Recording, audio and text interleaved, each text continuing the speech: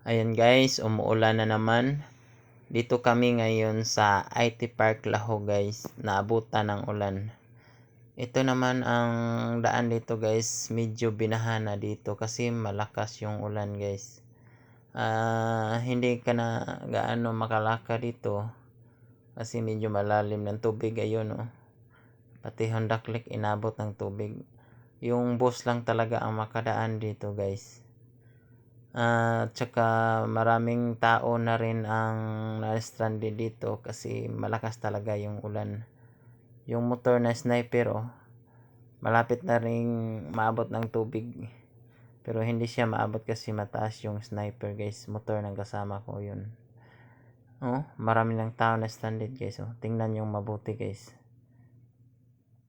Hindi sila nakalakad ng maayos kasi malakas talagang ulan dito.